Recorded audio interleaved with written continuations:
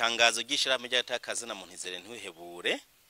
ryerekeye ingwanira ikibera mu buseruko bw'igihugu gihanira intwaro rusangi ya Kongo. Twihweje ingene ingwanira ikitema itongora mu buseruko bw'igihugu ca Republika iharanira intwaro rusangi ya Kongo itewe n'umuhari witwaje ibigwanisho M23 n'abasoda b'igihugu c'u Rwanda RDF. Iyo ngwano ikaba imaze guhitana abantu ibihumbi n'ibihumbi uva M23 isubiye kwica abantu guhera mu mwaka w'ibihumbi 2021 mu gushigikira ijambo ryanye n'icubahiro umukuru w'igihugu c'u Burundi General Major Evariste Ndayishimiye yashikirije abaserukiro ibihugu vyabo kwa 31 umwaka w'ibihumbi 2025 twihweje ingene igihugu c'u Rwanda kiriko gihonyanga ubwigenge bw'igihugu ca RDC mu kukivogera ku butaka bwacu mu kubabazwa n'igandagurwa ry'abasoda 13 ba MONUSCO baturuka mu gihugu ca Afrika y'Epfo n'ifatwa ry'ikibuga c'indege ca Goma n'umugwi M23 n'ingabo z'u Rwanda RDF. Twihweje agacerere katagira izina k'amakuru atigera aha agaciro amamiliyoni y'abanyekongo birirwa baricwa bunyamaswa n'igihugu c'u Rwanda kuva mu mwaka w'igihumbi n'amajana 1994 citwaje ngo kiriko gihiga intera hamwe FDLR. Twihweje icukugwa gwihishwe ry'ubutare n'ayandi mabuye y'agaciro mu buseruko bw'igihugu ca Kongo bikozwe n'igihugu c'u Rwanda gwinyegeje inyuma ya M23. Dusesenguye ivyaha bijanye n'ihonyangwa ry'agatakazi na muntu, ivyaha byo mu ntambara n'ivyaha ndenga kamere bitababarirwa bikorwa n'umuhari M23 n'abasoda b'u Rwanda mu buseruko bwa RDC. Ivyo vyaha bigakorerwa abana, abapfasoni n'abigeme hamwe n'abageze mu za bukuru. Ishira hamwe rihana agatakazi na muntu izere ntwihebure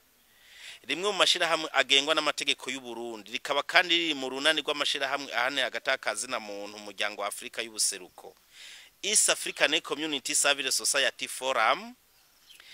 Ririfatanije n'umukuru w'igihugu cacu c'u Burundi mu gutera ivyatsi givuye inyuma ubwicanye ndenga kamere buriko bukorerwa abakongomani ba mu buseruko bwa RDC. Ubwo bwicanye bukaba buriko buhitana ubuzima bw'abakongomani ibihumbi n'ibihumbi, abandi bagatizabo bagahunga, abandi bagaterwa amabombe mu makambi bahungiyemwo.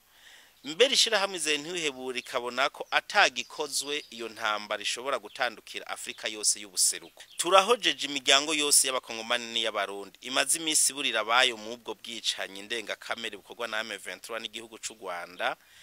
bugakoregwa kandi n'ingabo zishinze gukingira abo bene gihugu. Ishira hamwe izere ntwihebure rirasavye rishimitse ihagarikwa ry'iyo ntambara yatewe n'u Rwanda hamwe n'ikugwa bidatevye ry'ingabo z'u Rwanda ku butaka bw'ubuseruko bwa RDC n'ukwaka ibigwanisho aba M23. Ishira hamwe riharanira agatakazi na muntu izere ntwihebure ririyamirije givuye inyuma ihonyangwa ry'agatakazi na muntu n'ubwicanye ndenga kamere n'ivyaha byo mu ntambara bikorerwa bene gihugu b'abakongomani cane cane ifatwa ku nguvu ry'abapfasoni n'abigeme n'ihohoterwa ritagira izina bakorerwa, iyicwa ry'abakongomani babahunze mbere bagategwa amabombe no mu makambi babahungiyemo. Ishiramize ntwihebure rirasavye umuryango wa Afrika y'ubuseruko, inama ya CIRGL, ishira hamwe CPGL ihurikiyemwe ibihugu vyacu, ishira hamwe SADC, ishira hamwe y'ubumwe bwa Afrika cane cane ishira hamwe ONU muri rusangi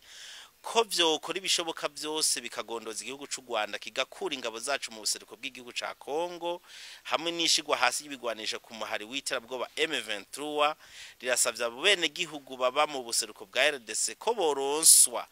uburyo bwo kubaho no gukingirwa ubwo bwicanye ndenga kamere bariko bakorerwa na M23 na RDF. Ishira hamwe izere ntwihebure rirasavye abegwa niyo ngwano bose guhagarika intambara mbere rirasavye n'ikurikiranwa imbere ya sentare z'akarere na senari mpuzamakungu ryabo bose bagize uruhara n'ubwicanyi ndengakamere buriko bukorerwa abakongomani mu buseruko bwa RDC. Ishirahamwe Ntihebure rirashigikiye imigambi yose yoze hagarika intambara mu buseruko bwa Kongo kugira ngo ikinga intambara ishobora kwaduka umwanya n'umwanya mu karere kose ka Afrika y'ubuseruko. Ishirahamwe Ntihebure rirasabye rishimitse abakuru ibihugu vya EAC, SADC, ubumwe bwa Afrika hamwe n'amakungu cane cane Union Européenne na leta zunze ubumwe za Amerika gufatira ibihano ruhashi igihugu c'u Rwanda gihonyanga amasezerano mpuzamakungu cateye ku mukono yerekeye kubahiriza imbibe no kugira umubano mwiza hagati y'ibihugu bibanyi, kuko bigaragara yuko u Rwanda rwayarenze ko mu kuvogera igihugu kibanye ca RDC kandi mbere kikica n'abene igihugu b'abakongomani, mbere kikarenza ko kigacukura amabuye y'agaciro ya RDC cinyegeje inyuma ya M23. Ishirahamwe Ntihebure rikaba rishigikiye ingabo z'u Burundi za SADC n'iza MONUSCO ataco zidakora kugira ngo zikingira abakongomani, mbere zimwe muri zo zikaba zimaze no guhasiga ubuzima. Ishirahamwe Ntihebure rikaba risavye gwaruka b'abakongomani kwita abakamu rutegwa n'indongozi z'igihugu ca RDC ko kugwanira igihugu cabo, rikaba mbere rikebuye ugwaruka rw'abarundi ngo ntiruhendwe ngo rutwagwe muri iyo migwi y'iterabwoba bifashwa n'igihugu c'u Rwanda nka M23 na Red Tabara bariko bica abene igihugu mu buseruko bwa Kongo. Ishirahamwe Ntihebure mu gusozera ryashaka risabe rishimitse ko hoba ico twita coalition, gushira inguvu hamwe kwabegwa bose n'ikibazo c'intambara iri kitema itongora mu buseruko bwa Kongo itowe na M23 n'ingabo z'u Rwanda, ngo iyo ngwano ihagarare vuba bwango maze no karere kose ka EAC gatekane.